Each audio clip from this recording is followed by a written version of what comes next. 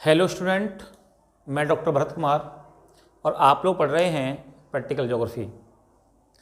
Practical geography में आज हम लोग पढ़ने वाले हैं थ्रोडलाइट सर्वे। थ्रोडलाइट सर्वे के अंतर्गत आज हमारा टॉपिक रहेगा पार्ट्स ऑफ थ्रोडलाइट।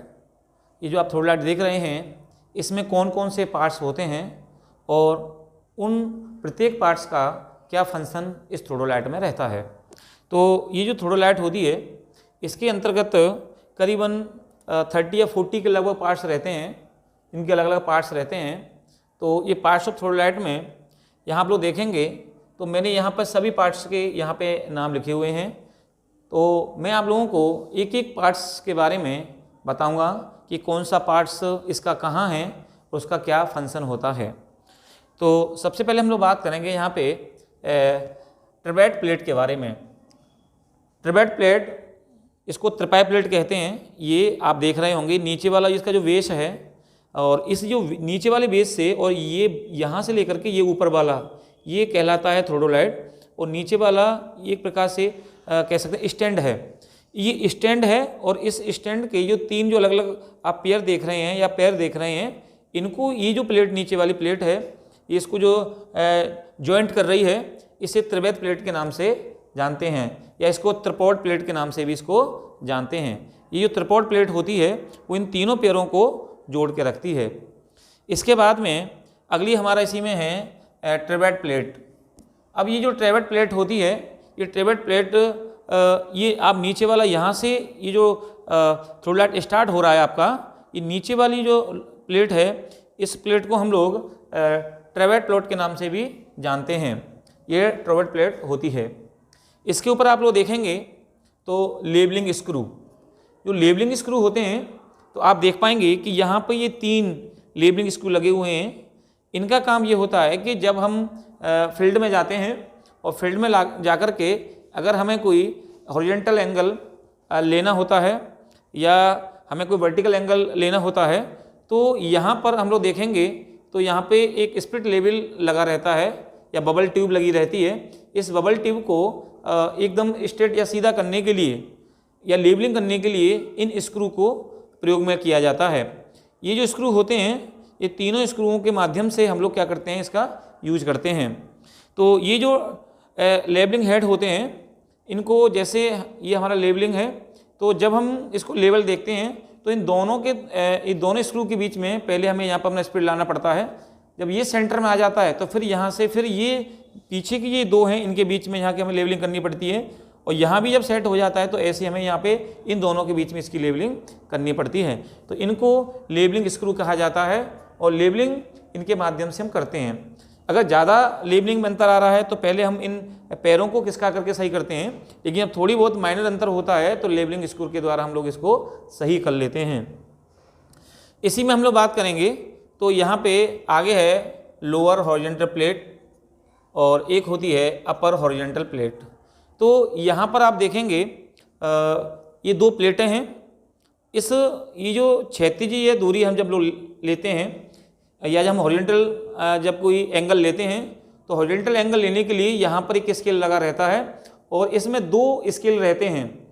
एक नीचे वाला जो स्केल होता है उसे मेन स्केल कहते हैं, और उस मेन स्केल में हम लोग डिग्री के मान और मिनट के मान पढ़ते हैं, और ऊपर का जो स्केल होता है वो वर्नियर स्केल होता है, और उस वर्नियर स्केल में हम लोग देखेंगे तो वहाँ पे मिनट और सेकंड की दूरी को पढ़ा जाता है।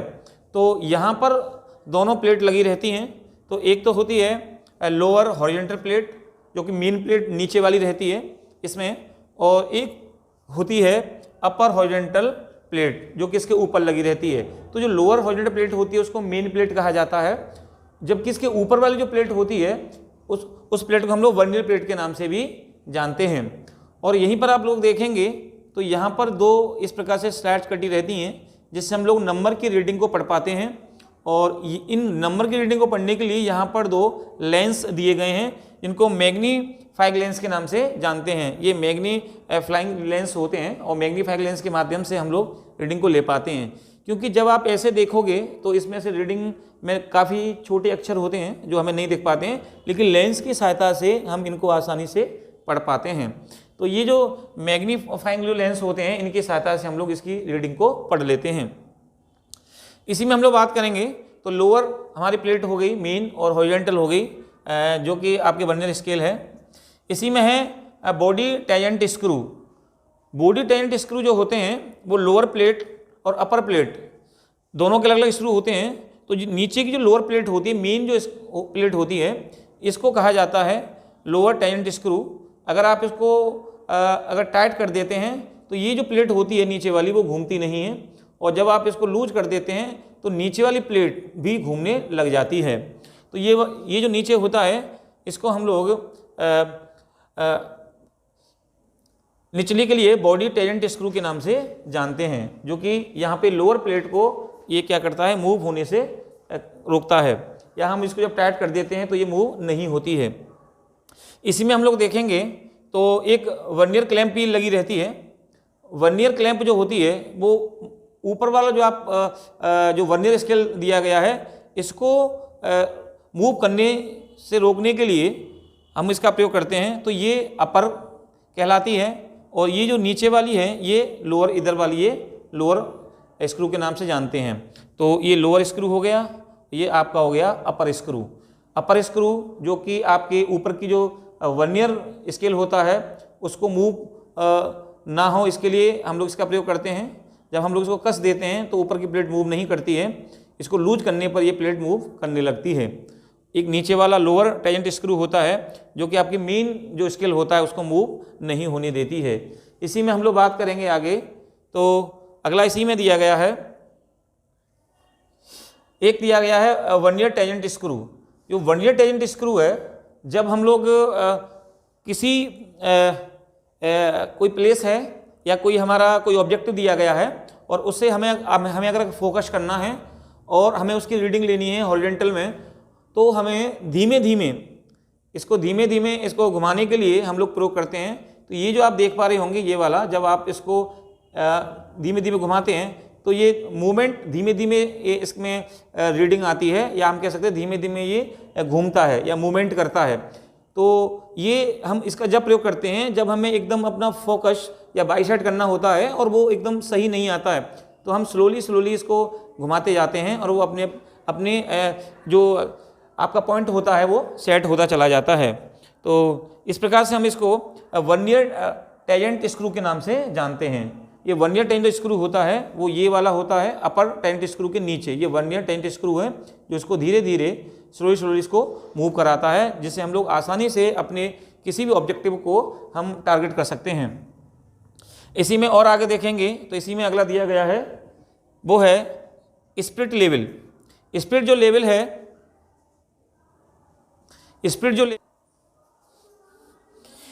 ये जो अगला इसी में है स्पिरिट लेवल। अगर हम लोग स्पिरिट लेवल की बात करेंगे तो यहाँ पे हॉरिजॉन्टली स्पिरिट लेवल रहता है और एक वर्टिकली में भी लेवल रहता है। इस लेवल की सहायता से हम लोग अपने डंपी लेवल को सही ढंग से या सही पोजीशन में या सही लेवल में इसको कर पाते हैं। अगर हमारा ये जो लेवल है अगर वो सही नहीं है तो हमारी स्क्रू दिए गए हैं लेवलिंग स्क्रू, इस लेवलिंग स्क्रू के माध्यम से हम इसको क्या है कि बबल को बीच में कर लेते हैं। इसी प्रकार जब हम किसी भी अपने ऑब्जेक्टिव को फोकस करते हैं तो हमें अपना टेलीस्कोप एकदम मिडिल में रखना पड़ता है, और इसको रखने के बाद में हम यहाँ से अपने किसी भी ऑब्जेक्ट को फोकस करेंगे तो एक यहाँ भी एक स्पिरिट लेवल दिया गया है। तो हॉरिजॉन्टल और वर्टिकल दोनों के लिए अलग अलग यहाँ पे लेवल दिए गए हैं, और इनको लेवल करने के बाद में हम लोग क्या करते हैं कि अपने जो ऑब्जेक्टिव होता है उसको हम लेते हैं। तो ये तो इस टेलीस्कोप के लिए दिया गया है कि अगर हमारा टेलीस्कोप सही नहीं है तो हम इसके माध्यम से हम लोग क्या कर सकते हैं कि सही करके या लेवलिंग को एक सीध में ला करके हम अपने टेलीस्कोप को काम में लेते हैं। तो इसमें दो लेवलिंग रहते हैं, एक तो स्पिरिट लेवल ये यहाँ पे रहता है और एक यहाँ रहता है। इसी में हम लोग बात करेंगे, एक होता है स्टैंड। स्टैंड के लिए आप देख पाएंगे यहाँ पे तो ये ए शेप में जो बना हुआ है ये स्टैंड होता है और एक इधर होता है। ये हम लोगों का यहाँ से पूरा के पूरा जो वर्टिकल ये जो टेलीस्कोप के लिए या जो रीडिंग दी गई है इसको पूरा के पूरा सही ढंग से बनाए रखने के लिए ये ए शेप में लगाया गया है, इसलिए इसको कहा जाता है स्टैंड।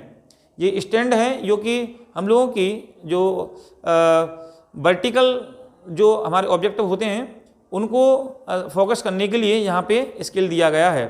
उस स्केल के लिए यहाँ पे इसको लगाया गया है। आगे इसी में है vertical circle plate. Vertical circle जो प्लेट की अगर हम लोग बात करेंगे तो यहाँ पर देखेंगे तो यहाँ पर यहाँ पे इसके अंतर्गत भी वही सेम नीचे की तरफ प्लेट लगी हुई है। इसमें भी एक मेन रीडिंग प्लेट होती है और एक इसमें वर्नियर स्केल होती है। मेन जो प्लेट होती है वह मिनट और डिग्री के लिए होती है, डिग्री और मिनट को शो करती है, और जबकि जो वर्नियर प्लेट होती है वो हमारी मिनट और सेकंड को शो करती है। तो जब हम लोग इसको बिल्कुल सही डायरेक्शन में ले आते हैं, या ये जो हमारी टेलीस्कोप होती है जब हम उसको किसी को फोकस करते हैं तो दोनों ही साइड में देखेंगे तो यहाँ 0 0 हो जाता है, और ये जो लेंस दिया गया है इस लेंस की सहायता से हम दोनों की रीडिंग को पढ़ पाते हैं। तो ये जो दी गई है ये वर्टिकल, इसको हम लोग कह सकते हैं कि प्लेट होती है। और वर्टिकल जो प्लेट होती है, इस वर्टिकल प्लेट को, सर्कल प्लेट को भी इसी हॉरिजॉन्टल प्लेट की तरह ही यहाँ पे पढ़ा जाता है। इसमें भी वही मेन प्लेट होती है जिसमें हम लोगों के डिग्री और मिनट होती हैं, एक वर्नियर प्लेट भी लगी रहती है जो कि मिनट और सेकंड को पढ़ती है। तो इस प्रकार से ये हमारी दो प्लेटें होती हैं, एक तो हॉरिजॉन्टल के लिए होती है और एक होती है ये वर्टिकल के लिए, जो यहाँ पे दी जाती हैं। इसी में देखेंगे एक होती है clamping and tangent screw of vertical scale. तो ये जो स्केल दिया गया है इसको रोटेट करने, ये जो आपका स्केल दिया गया है इस स्केल को रोटेट करने से होने के लिए, बचने के लिए यहाँ पे एक टेंजेंट स्क्रू भी दिया गया है। इस प्रकार से हम लोग इसको क्या करते हैं कि जब हम आप इसको ऊपर नीचे करेंगे तो यहाँ पे एक टेंजेंट स्क्रू दिया गया है जो कि इस टेलीस्कोप को एक बार इसको जब टाइट कर देंगे तो ये टेलीस्कोप हिलता नहीं है और ये अपनी एक जगह पर स्थिर हो जाता है। तो इस प्रकार से ये जो रहता है वो क्लैंपिंग एंड टेंजेंट स्क्रू और वर्टिकल प्लेट के लिए रहता है। तो इस प्रकार से ये आपका हो गया क्लैंपिंग एंड टेंजेंट स्क्रू। और आगे इसी में है टेलीस्कोप। टेलीस्कोप की अगर हम लोग बात करेंगे तो आप लोग जानते होंगे कि ये हमारा टेलीस्कोप है, और ये जो टेलीस्कोप है,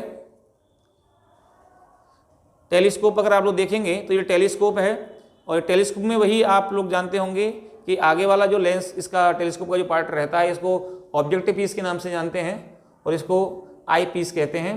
और इसी आई पीस के अलावा यहाँ पे एक फोकसिंग स्क्रू भी दिया जाता है। ये फोकसिंग स्क्रू है कि जब हम किसी अपने सामने को, जब किसी को हम ऑब्जेक्ट को देखते हैं और वो क्लियर नहीं है तो इस फोकस स्क्रू के माध्यम से, और आई पीस स्क्रू, ये आई पीस स्क्रू भी है, इस आई पीस स्क्रू के माध्यम से भी हम इसको क्या करते हैं, फोकस कर लेते हैं, या सामने हम जो देखते हैं वो फोकस हो जाता है। और इसके ऊपर आप देखेंगे तो ये दो गन पॉइंट दिए गए हैं, एक ये वाला गन पॉइंट है और एक ये वाला गन पॉइंट है। जब हम किसी ऑब्जेक्ट को देखते हैं तो पहले हम इस गन पॉइंट में से देख लेते हैं और फिर अपने इस नीचे वाले अपने टेलीस्कोप में से देख लेते हैं। तो ये हो गया आप लोगों का टेलीस्कोप। इसमें ये आपका ऑब्जेक्टिव पीस और ये आप लोगों का आई पीस, और इस प्रकार से ये हम लोग फोकसिंग स्क्रू होता है। और इस प्रकार से हम लोग क्या करते हैं कि इस टेलीस्कोप का हम लोग प्रयोग कर लेते हैं। इसी के अलावा मैं आपको बता दूं कि जैसे हम लोग के ये जो हमारा डंपी लेवल है इसके जो अलग अलग पार्ट्स रहते हैं, इन अलग अलग पार्ट्सों में इसके अलावा जैसे आप लोग यहाँ देख पाएंगे कि यहाँ पे एक मिरर भी लगा हुआ है। मिरर इसलिए रहता है कि जैसे हम जब किसी फील्ड में सर्वे करते हैं और इस ये जो आपका थ्रोडोलाइट है और इसकी हाइट लगभग 5 से 6 फीट के बीच हो जाती है, और हम अगर यहाँ तक नहीं देख पा रहे हैं तो इस मिरर के माध्यम से हम यहाँ पे नीचे वाले इस बबल को, लेवलिंग को देख सकते हैं। तो इसलिए यहाँ मिरर लगा रहता है और इसको लेबलिंग करने के लिए हम लोग यही लेबलिंग स्क्रू का प्रयोग करते हैं। तो लेबलिंग स्क्रू को हम यहाँ से इस मिरर में से भी इस वाले लेवल को देख सकते हैं। तो ये रहा आप लोगों का पार्ट्स ऑफ थ्रोडोलाइट। अब ये जो पार्ट्स ऑफ थ्रोडोलाइट रहता है इसके माध्यम से हम सभी इंस्ट्रूमेंटों को, इसके पार्ट्स को समझ सकते हैं। इसके बाद में आगे जो इसका नेक्स्ट जो प्रोसेस रहता है वो इसका होता है सेंटरिंग करना, लेबलिंग करना और फोकसिंग करना। सेंटरिंग कैसे करते हैं, लेबलिंग कैसे की जाती है और फोकसिंग कैसे की जाती है, इसका सेकंड पार्ट होता है। और थर्ड अगर पार्ट देखेंगे तो वो होता है फील्ड में जब हम लोग इन तीनों प्रोसेस को अपना लेते हैं, सेंटरिंग कर लेते हैं, इसकी लेबलिंग होती है, फोकसिंग होती है, फिर उसके बाद में हम लोग कैसे एंगल लेते हैं। एंगल लेने के लिए उसके भी अलग अलग मेथड्स रहते हैं। अगर आप हॉरिजॉन्टली आप एंगल ले रहे हैं, आप वर्टिकली एंगल ले रहे हैं तो कौन से मेथड से ले रहे हैं। तो आज बस इतना ही जिसमें हम लोगों ने आज पार्ट्स ऑफ थ्रोडोलाइट के बारे में पढ़ा। इससे जो नेक्स्ट वीडियो होगा उसमें हम लोग देखेंगे कि कैसे इसकी सेंटरिंग की जाती है, कैसे इसकी लेवलिंग की जाती है और कैसे इसका फोकसिंग करते हैं। Thank you.